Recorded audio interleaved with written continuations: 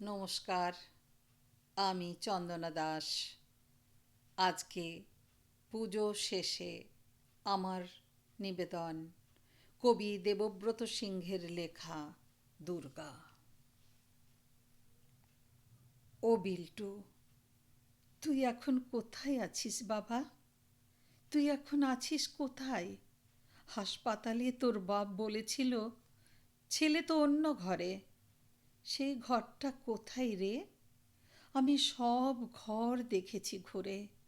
হাসপাতাল থেকে ছাড়া পেয়ে আমি ঘুরে দেখেছি সব ঘর। কোথাও তোর দেখা পাইনি, দেখা পাইনি কোথাও। তারপর আর কি?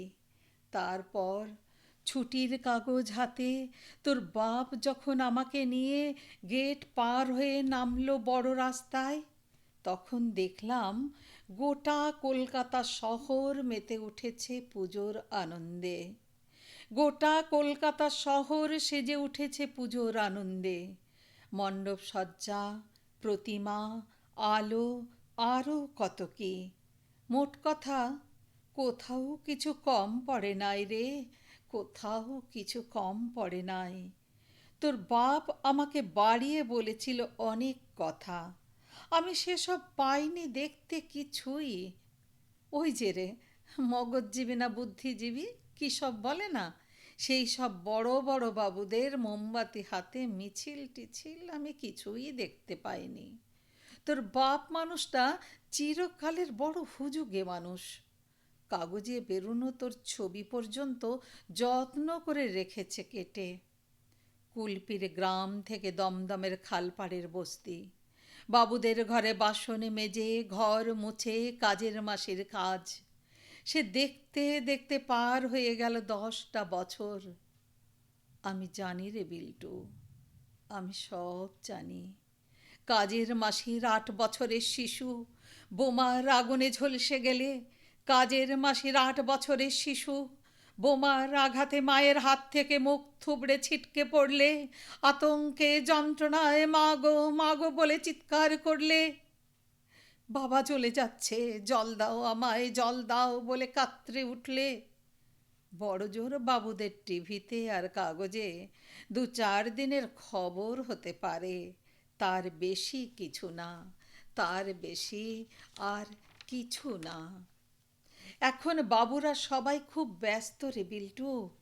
মা আনন্দময়ীর আগমনে বাবুরা এখন ব্যস্ত সবাই। মণ্ডপ সজ্জা, প্রতিমা, আলো, কোথাও কিছু কম পড়ে নাই রে। কলকাতা শহরে কোথাও কিছু কম পড়ে নাই। শুধু একজন কাজের মাসির, থাক সে কথা। জানিস বিল্টু, এবার আমি মুখ দেখব না ঠাকুরের, আর কখনো দেখব না ওই মুখ। তারপর কি হলো জানিস? কাগজের লোকেরা প্রথম পাতায় যে ছবিটা ছেপেছিল তোর, সেই যে রে, লাল চেক জামা পরা, তোর ডাগর চোখে চেয়ে থাকা সেই ছবিটা, সেটা বুকে চেপে আঁকড়ে ধরতেই বুকের ভেতরে কেমন যেন একটা হতে লাগলো আমার। তখনই ঠিক করলাম যাব, ঠাকুর দেখতে আমি যাব, একাই যাব।